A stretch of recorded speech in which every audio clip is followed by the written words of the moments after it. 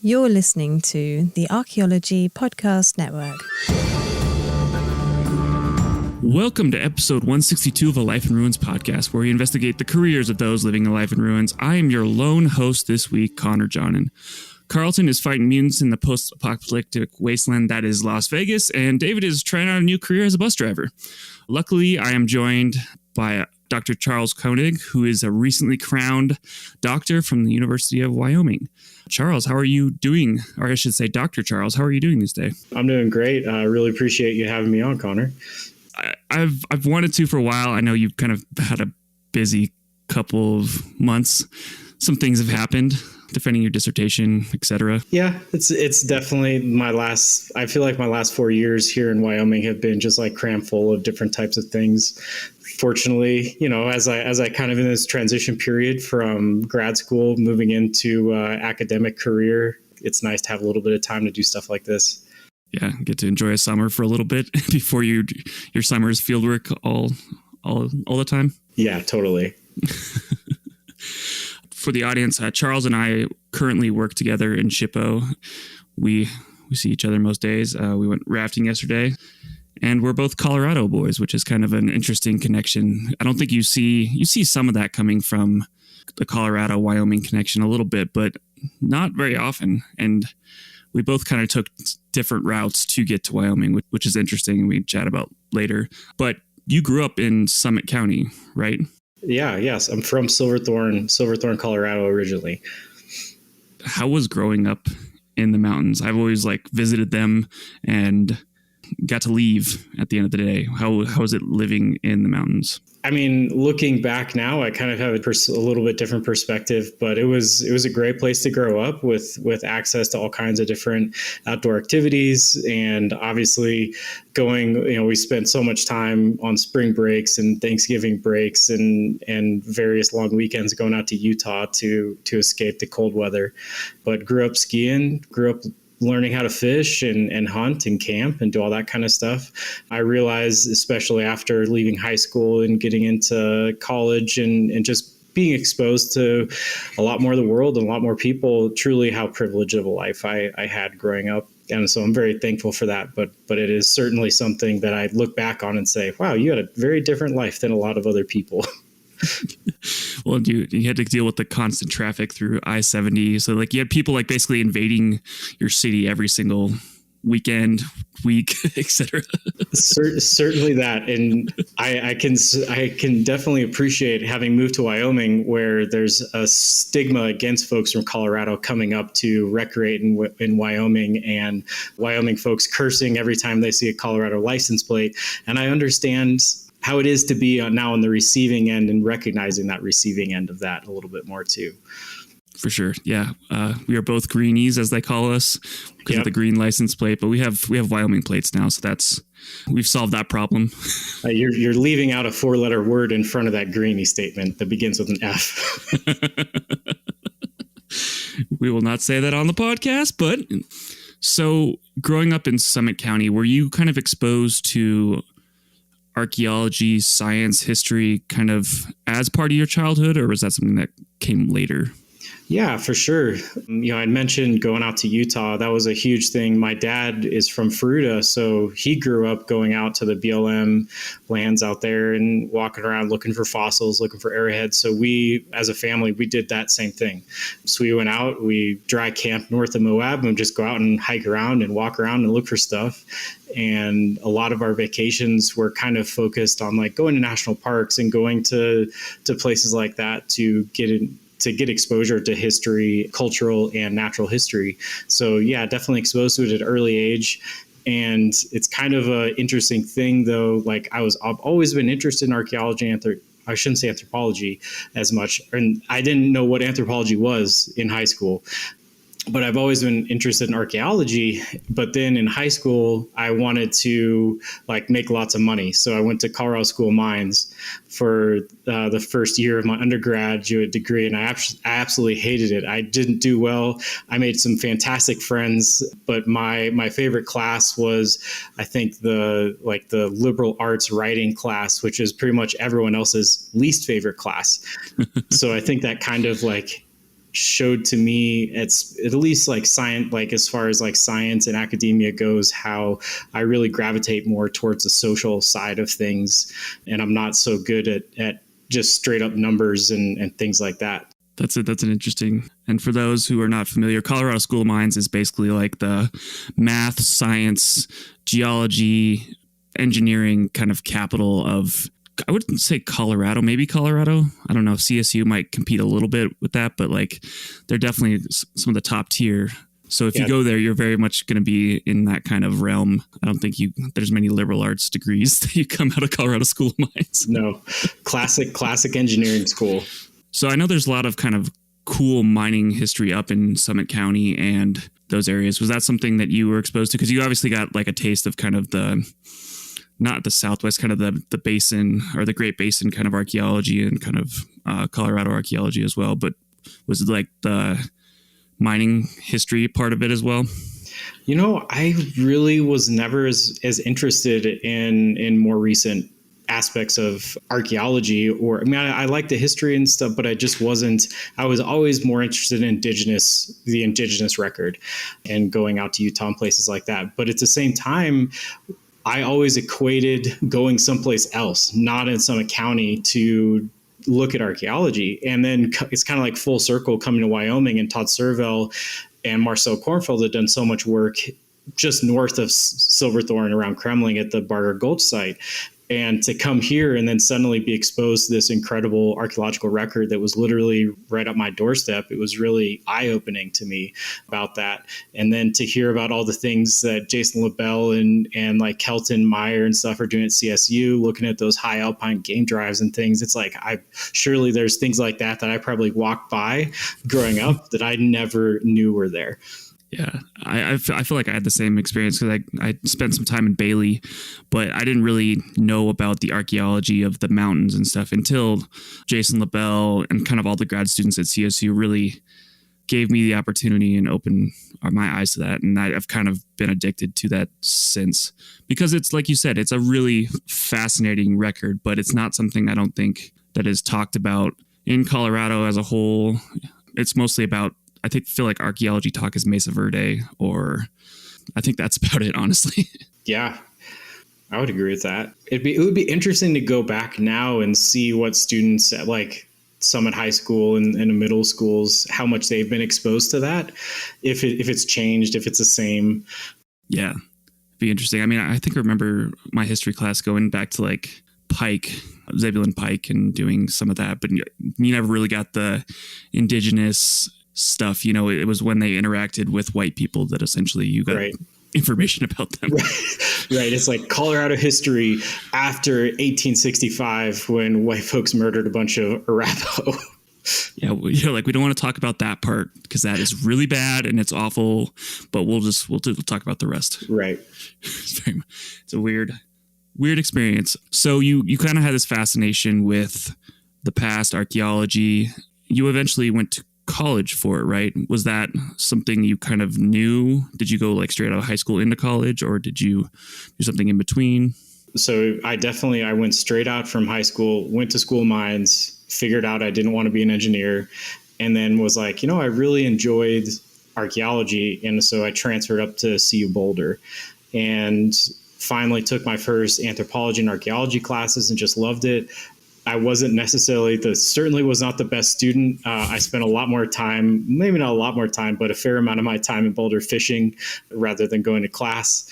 I'm not sure if I ever missed a class of Doug Bamforce. Maybe I did. Hard to tell. There's actually a time I remember distinctly. He was teaching I think it was a plains archaeology class, and it was right after lunch one day, and the room was super warm, and I was struggling to just keep my eyes open and stay awake. I loved all of his classes, but that day and just everything about it was the perfect storm of, and I fell asleep. But, and even then, the crazy thing, I enjoyed all my classes, but I wasn't, I would say, as invested in anthropology, archaeology at that point. And it wasn't until I took my field school down in Texas that I really realized, like, oh, okay, this is fun. Like, this is super awesome, and learning all about that kind of stuff.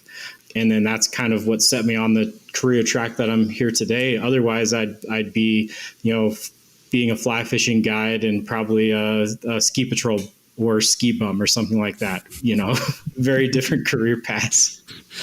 You were telling me, and your partner Amanda mentioned it as well, that you had like invested right after your undergrad. You're like, I'm going to get into this guiding thing. This is kind of the path I see myself on. Is that where it kind of went? Yeah. I mean, it was basically like during my undergrad, I was working at there's a fly shop in Silverthorne called Cutthroat Anglers. And I was working there, and it was awesome, right? You're like early 20s and fishing all day, hanging out with people that love to fish, talking about fishing. And so, yeah, as I got more into guiding, I bought a raft, and then I actually bought the raft right after I got back from my field school. So that would have been 2008. And so it was a kind of a bad timing for a guide career, right? To like go to field school and be like, I really like archaeology, and buy a raft. But obviously we still have the raft, and it's still a lot of fun. That's interesting. So where in Texas did you go for your field school, and what kind of work were you doing? Yeah. So the field school, it was since I had to work that summer and I wanted to fish and guide, right? I was looking at field schools that were Maymester field schools, which I don't really know if that's really commonly offered anymore or not. So that's really the only reason why I didn't take Doug's field school in Nebraska. And I was choosing between a Texas rock art field school through Shumla Archaeological Research and Education Center or a Maymester field school in Hawaii. And the price difference was like $1,500 or $2,000. So I was like, I guess I'll go to Texas. And then I was like, I've always liked rock art. It still satisfies that. Again, I was looking at it really as not an archaeologist, anthropologist, just as a student trying to finish my undergraduate degree. Like, what is the fastest and cheapest way I can get my final 6 credits to finish would be.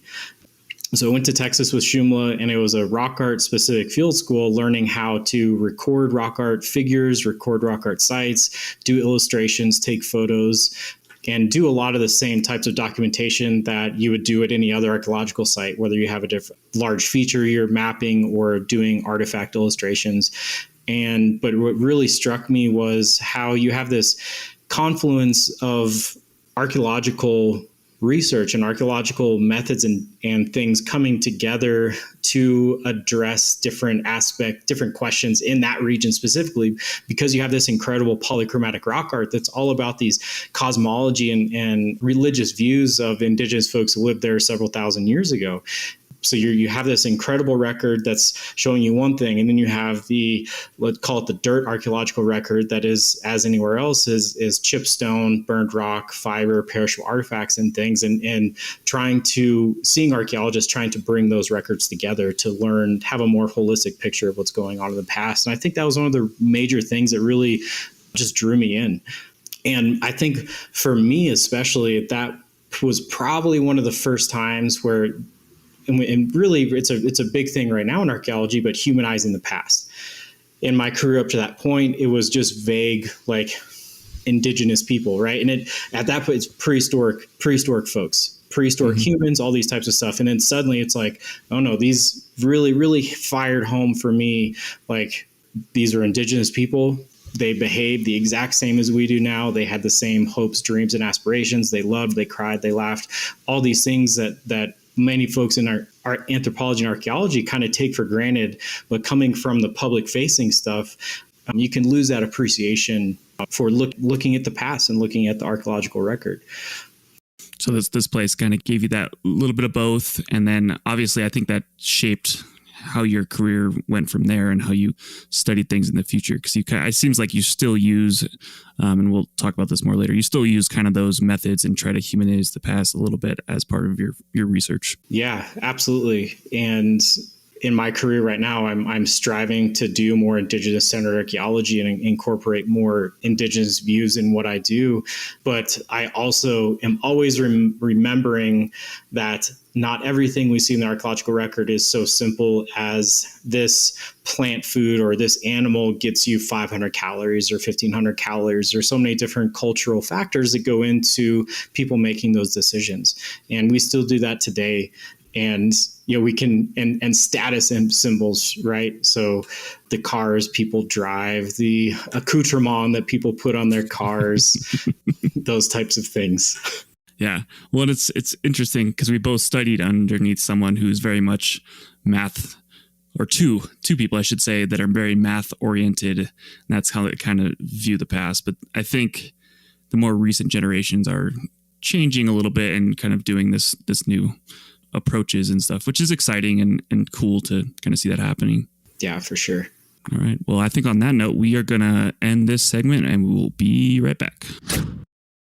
Welcome back to episode 162 of A Life in Ruins podcast. I'm here with Dr. Charles Koenig, and we had finished the last segment kind of talking about your experiences that you got from field school and what kind of happened next after field school and in your career. Yeah, so after I did the field school, I came back to Colorado and immediately went and fished the salmon flies on the Colorado. But during that time, even though I was I had so much fun at field school, and even though I'm having incredible fun catching fish, I realized that my passion was archaeology. And it wasn't, I love to fish, don't get me wrong, but it's just like that wasn't providing me as much fulfillment as archaeology did. So for the last, I went back to school in the fall. I applied for grad school at Texas State University because there was a new professor that was starting there, Steve Black, in fall 2008, who was going to start a research program focused in West Texas where the Rock Art Field School was hosted. At the same time, Shumla also offered me an internship that would start immediately after I graduated. So I accepted my master's program at Texas State, deferred for a year, was able to work at Shumla for a year, getting more experience designing research programs, designing different types of recording forms, running field projects, all focused on rock art. And then after I finished that year, I went to Texas State for my master's. That's cool. And it sounds like you got a lot of experience. And would you kind of recommend people, if they want more experience or if they want to go to grad school, deferring is always kind of an option. Would you recommend something like that if possible? Yeah, absolutely. And I still tell students that today that come and ask me that opinion. I think it's just speaking from my own experience. I was an idiot. Like I still barely know how to write, and coming straight out of undergrad where my papers were total trash, 5 to 7 pages of just utter BS. And then going straight into a master's program, I would have failed. Like I was incapable of doing that. But having that year to just kind of like get more experience and understand like how do you actually do a research design, how maybe get a little bit better with writing. I certainly didn't get a lot of exposure writing in that year, but just get more experience, how to ask like different types of questions that maybe are a little bit more nuanced than if you didn't have that background to understand like, oh, this question is really, really simple and basic, but I can get to the next level of asking something that might get a little bit more interesting and have a little bit more depth to it. And it seems like that's recommended, and we've talked about this on the podcast, that we say you can go into CRM, but it also sounds like if you go to internships and other things, you might get more experience. I think you need a little bit of both. You need like the dirt archaeology, like you're mentioning, but you also need, like you're also mentioning, you need that theoretical writing, thinking about the past kind of experience as well. And I think it sounds like internships and other things like that can give you a little bit of both in that sense. Yeah. And especially right now with all the CRM jobs, like if you're coming straight out of undergrad and you can get into a summer gig doing survey and shovel tests in a place you really want to be, that'd be awesome. And then for the next, go into the winter months, if you can help write reports or help fill out site forms, just to kind of get both sides of that. But certainly just experience however paid experience, however you can get it. I mean, unpaid if it's really good, but yeah. Right. If you get a publication at the end of it or something like that. But I was really fortunate. That internship, it didn't pay a lot, but it paid me to live. So I wasn't saving money, but I certainly wasn't starving to death. I think I know the answer to this, but would you recommend Texas State as a place to go in terms of the city and the archaeology, et cetera? Yeah. I mean, if you've never been to San Marcos, Texas, and it is a beautiful place. The San Marcos River runs right through there. It's a great college town. It's 45 minutes from Austin. It's 45 minutes from San Antonio. So you have this incredible blending of cultures, incredible food, and the anthropology department is really great. They have some incredible faculty in archaeology and bioarchaeology and forensic anthropology and primatology. They're doing some incredible work down there. So yeah, like Texas State, like I got my master's there. My wife got her master's there. We have tons of friends that have been in the Texas State program or are in the Texas State program. So it's a great place. Like I certainly don't regret coming to Wyoming at all for my PhD. But right when I moved up here to start my PhD at Wyoming in 2019, Texas State had just started a PhD program this year before, 2018, I think, or maybe, I think it was fall 2018. And the main reason I came up here was to get different experiences. You know, at Texas, like I said, my master's advisor, Steve Black, and who was still at Texas State at the time, he's since retired, but I had gotten some incredible mentorship from Steve. I got some incredible mentorship for other folks in the department, but the PhD program there wasn't necessarily going to challenge me in the ways I needed to be challenged, just to think about earth ovens and hot rock cooking, which is the focus of my dissertation, in ways that I needed to be challenged. And so that was what brought me to Wyoming, working with Todd Servell, working with Bob Kelly, and the rest of the faculty, and challenging how I'm thinking about things. And even though like I don't necessarily always agree about like human behavioral ecology and return rates and all those things, it is a really useful way of looking at the past. So did you write your thesis on hearths?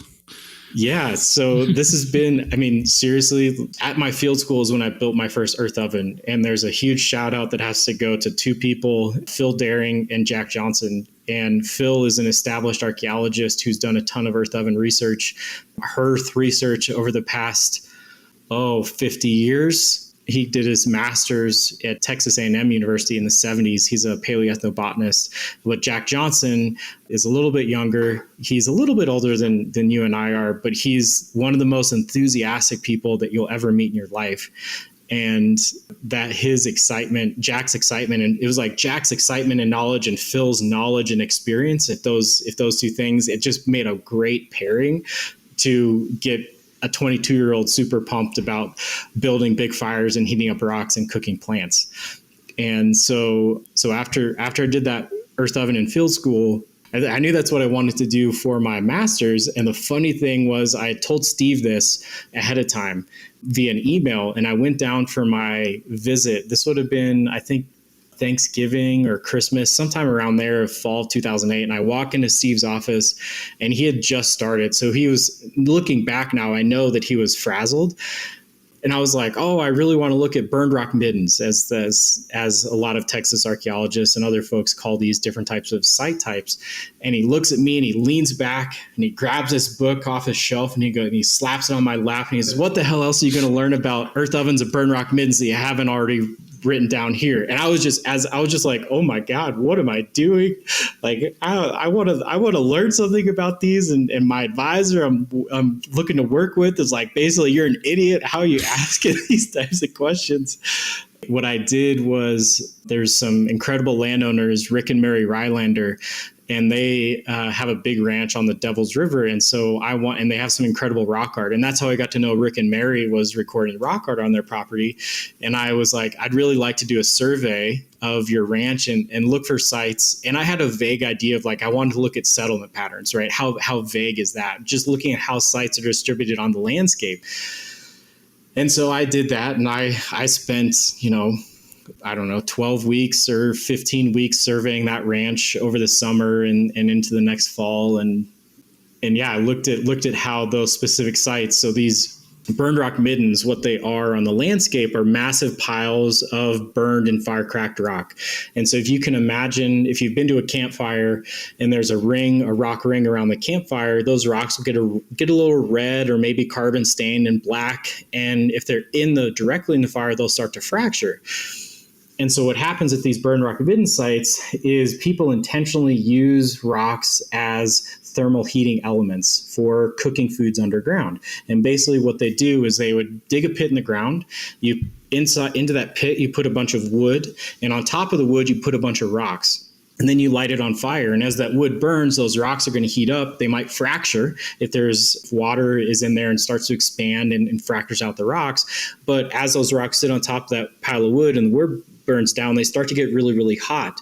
And just, you can imagine, like, this is the reason why you cut a piece of steak or cut your baked potato. If your baked potato has been in the oven for an hour at 375, if you tried to bite into it, it's going to be really hot. You're going to burn the shit out of your mouth, right? So we cut those into pieces, and the same to help them cool down. So the same principle applies, where the larger the rock you have, the more heat it can hold. The smaller the rock, the less heat it can hold. And so for different types of plants and animals all across the world, indigenous people for tens of thousands of years have used this technology, earth ovens, to cook different types of plants. And so once the wood burns down, you have this bed of hot rocks in the bottom of your pit. You put a bunch of green packing material on top of that bed of hot rocks. That's going to provide a barrier between your food and what's your heating element. It's going to provide a lot of moisture too. So you put your food on top of packing material, cover it with more packing material, and then seal it all with earth. So if you've ever done a goat roast or a sheep roast or a pig roast underground, or even done a barbecue pit, it's the same type of idea, where you seal that in so all the heat and all the moisture stays in that environment. And in an earth oven, with all that green packing material, everything essentially heats up to around the boiling point of water. So around 100 degrees Celsius, 190 degrees Fahrenheit, 200 degrees Fahrenheit. And it cooks at that temperature for a really long time. So you can think of an earth oven as a pre-industrial crock pot.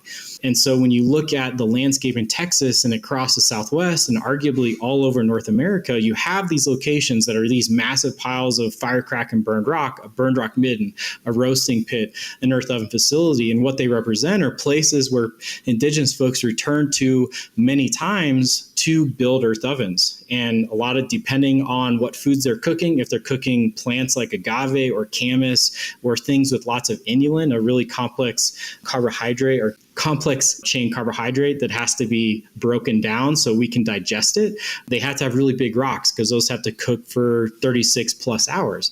If you're cooking a few rabbits or some biscuit root or sago lily or things, you can cook for shorter amount of time, so you can use a little bit smaller rocks. And so we can look at where are these sites located on the landscape, what were indigenous people, why were they choosing to use those specific locations, how does this play into the bigger picture of their settlement patterns, mobility, cosmology, so on and so forth.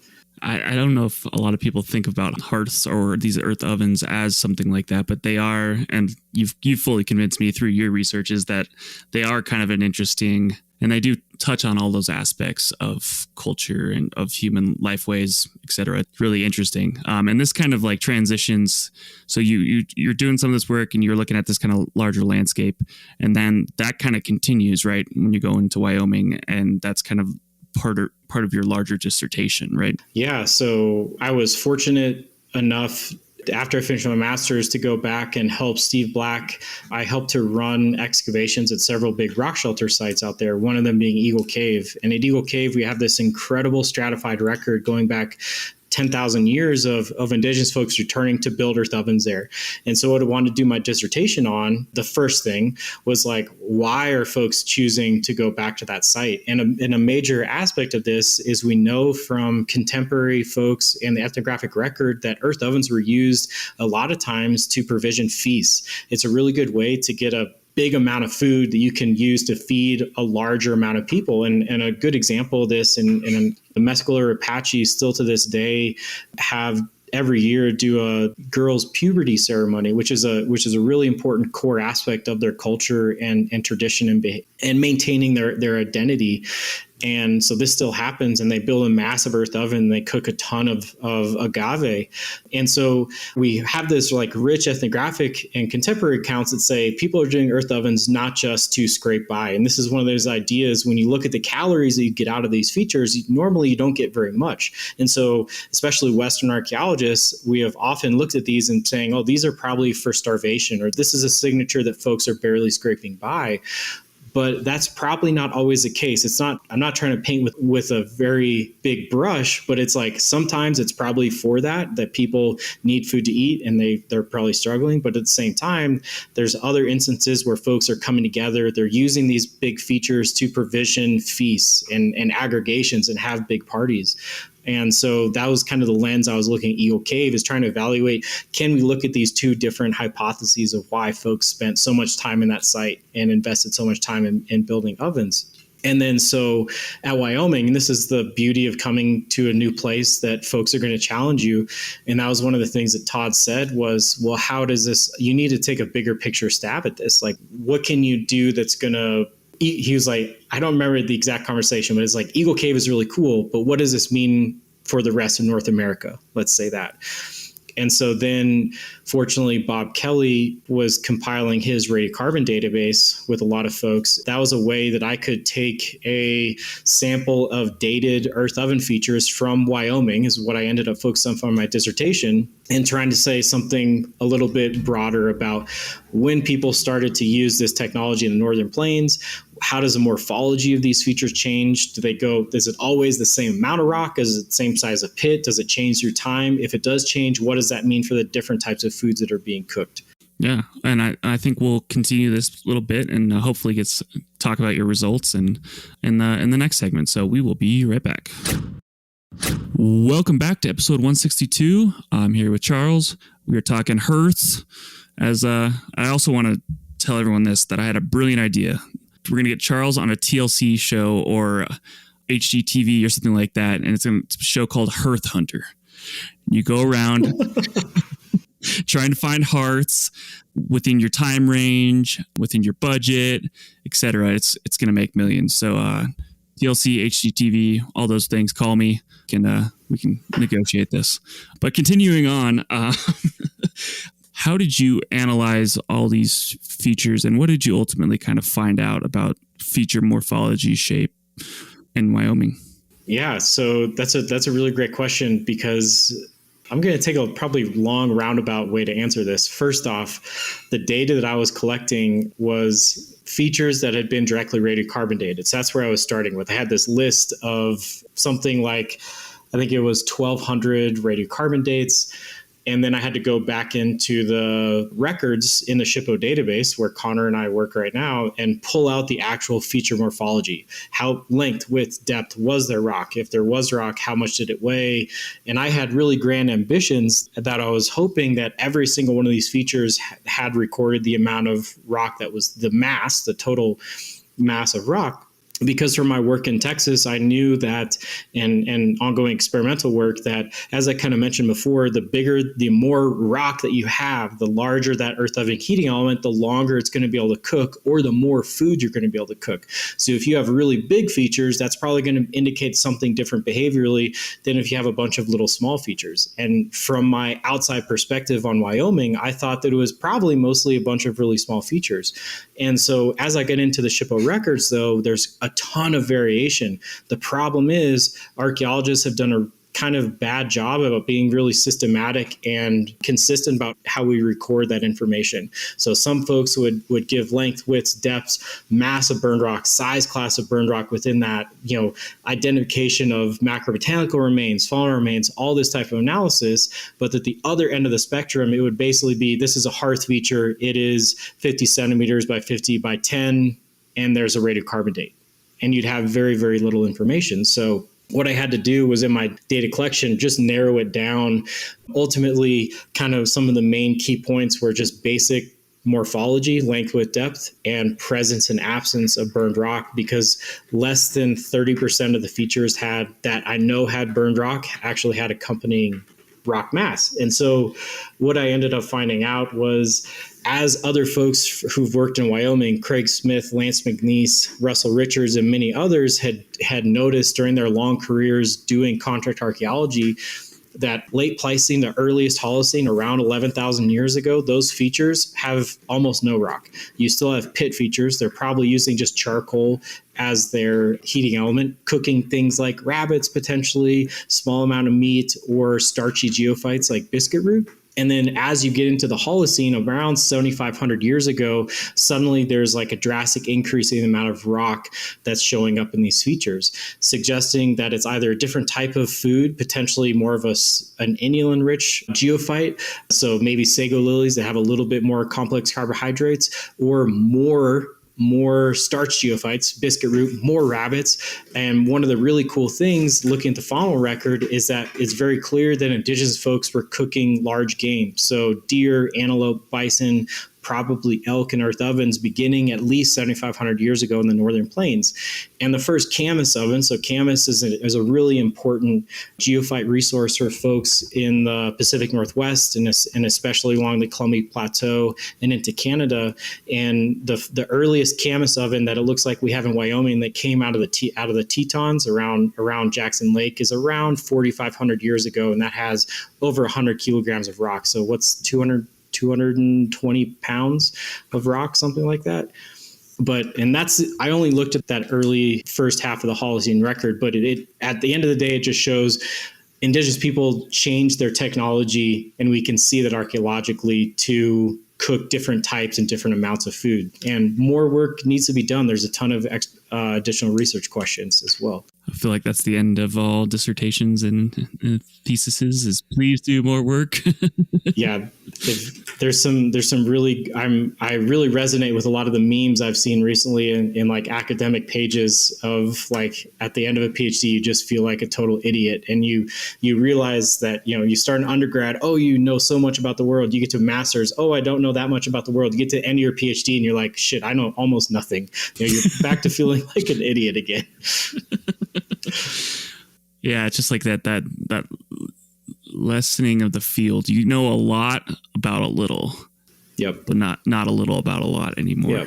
Yep. But it's so another part of your dissertation was also doing experimental archaeology and using mathematical equations. Do you mind talking about that? Because I found that super fascinating, being a Colorado person who's never studied Texas archaeology and never knowing what a lechuguilla is. Yeah, so I'll start there. Lechuguilla agave lechuguilla is a scientific name. It's one of the smallest species of agave in North America. And it's about like whenever folks would cook agave, what you do is if you've seen an picture of an agave on a bottle of tequila or something like that, it has really long leaves. You cut all the leaves down till you get to the leaf bases, and all the edible material in agave, it's kind of like an artichoke. It's above ground storage, so it's at the bottom of that leaf. So it's not a geophyte like a camas bulb or a biscuit root or anything like that. When you trim agave lechuguilla, it truly looks like an artichoke that you get from the store. And so that is one of the plants that folks along the Rio Grande in Texas and northern Mexico and further down in Mexico, that's one of the different plants that they would cook in earth ovens. And so one of the questions that we have archaeologically, and this is where experimental archaeology is really good, is understanding the basic physical processes that go into it. Like we know archaeologically, we know ethnographically, we know from contemporary folks that these are the plants they're cooking. The question is, how much food could be cooked? How hot does X amount of rock stay given using Y amount of wood? And so those were kind of the idea that I went into my experiments with, was trying to understand ultimately how much food could the features that we see in Southwest Texas, based on the overall amount of rock that's in the earth oven features. If you have an earth oven feature with 100 kilos of rock, could that cook the same amount of food as one with 350 kilos of rock? And we didn't really know. The only experiments that have been done had basically just been to kind of proof of concept, like this is how an oven works. Build a fire, heat up the rock, cook food underground, and you get 30 lechuguilla plants. And so to kind of get to that point, though, how much food can we cook? I started at the very beginning, asking how much wood does it take to heat up differing amounts of rock, to see if we can minimize. And this goes, like you just said, goes back to these mathematical equations, looking at return rates and inputs and outputs and trying to minimize the amount of work that you're putting into it. And so I built 3 different ovens at a time with differing amounts of rock, heated those with differing amounts of wood, found that regardless of the amount of rock you have, up to at least 250 kilograms, it takes about 100 to 120 kilograms of wood to heat those rocks up hot enough to cook something for at least 36 hours. And so then using that data, which is that amount of wood was about 50% less than had been previously used. 125 kilos, 50% less than previous experiments. And then what we found is, especially with our biggest oven, one with 250 kilos of wood, we could cook probably we maxed out our experiment a little bit. We cooked 62 plants, 62 lechuguilla plants. We could have cooked a lot more. The lechuguilla almost burned. There was so much heat in the rocks. There was like agave syrup, agave molasses, like dripping down out of the plants. It coated all the heating element rocks.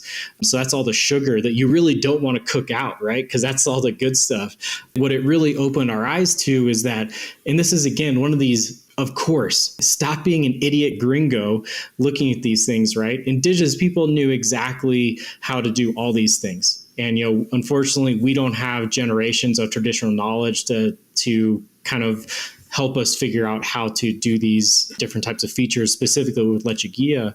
And so what it looks like is, number one, people are cooking a lot of food in these plants. And so depending on the size of so if we take our 250 kilogram heating element, we're probably looking at somewhere on the order of like 40 to 60,000 calories, which is equivalent to like a white-tailed deer. So it's a lot of food at one time based on plants. Obviously, it's a lot of work to get there. There's still a lot of investment, but you can get a lot of food. And then for a lot of experiments, and this is true with a lot of return rates, it's always considered from the standpoint of one person doing it.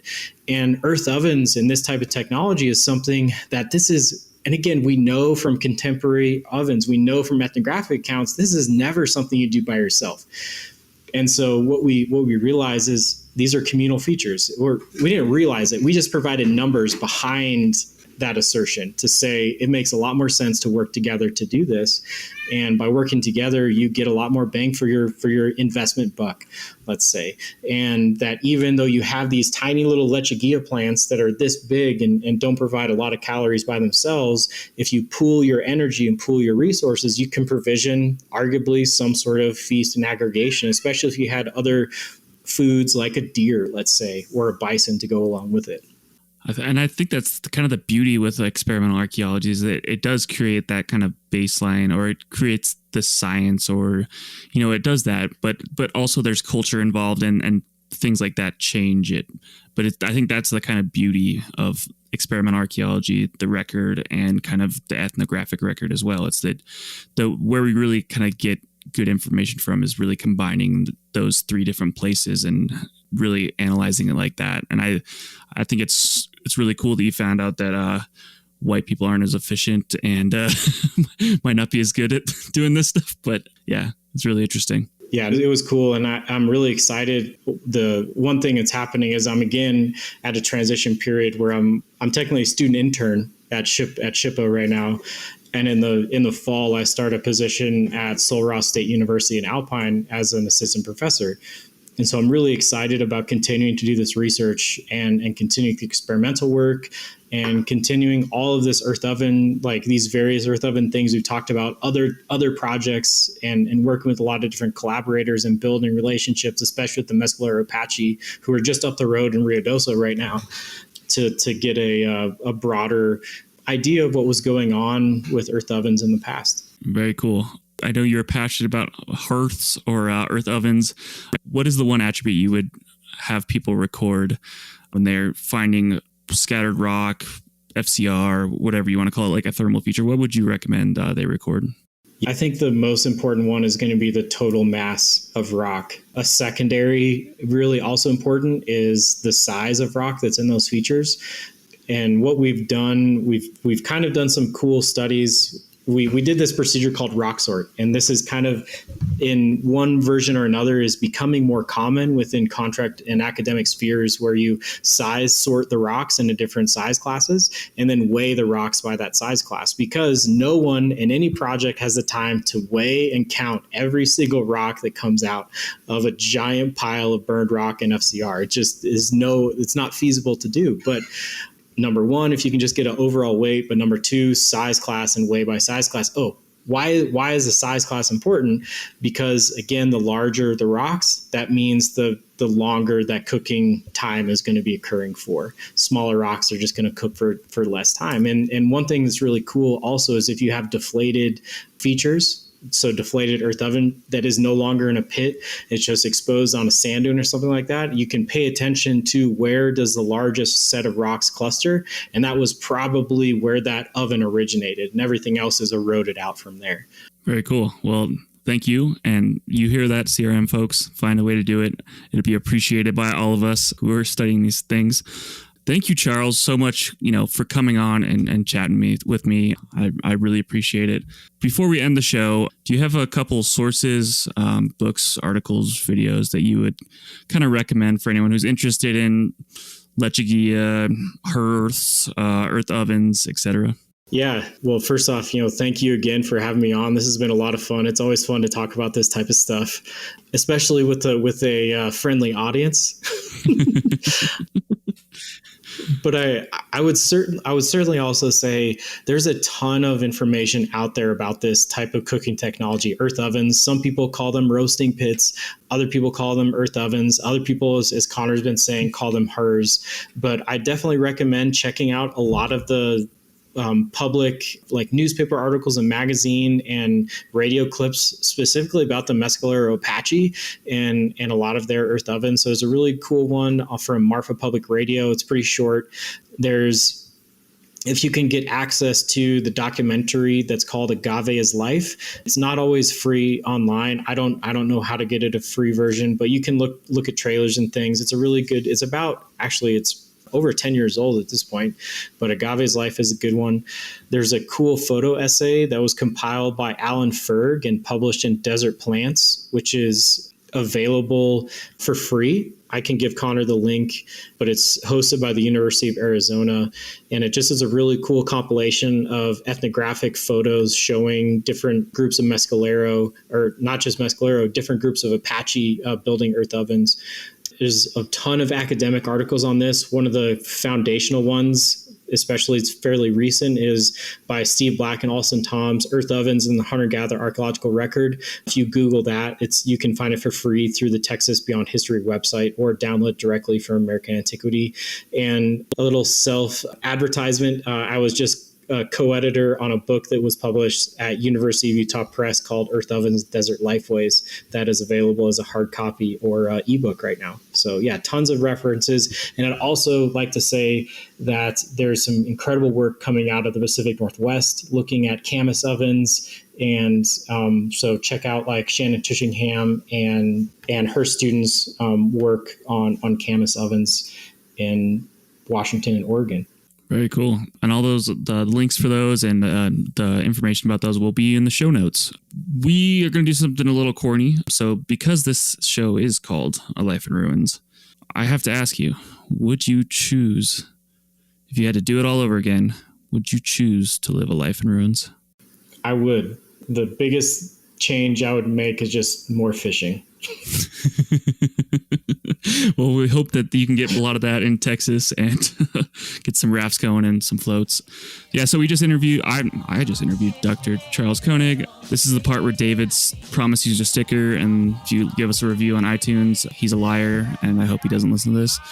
Carlton usually says something here about us being out, but I guess we're out.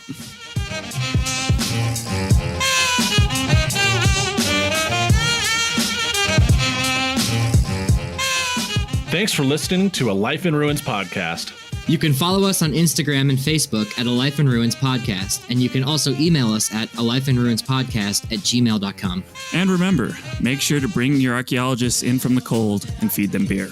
All right, Connor, tell us a joke. It's your joke time, Connor. Okay, fine. I just got fired from the keyboard factory. They said I wasn't putting in enough shifts. Nice. And with that, we are actually out.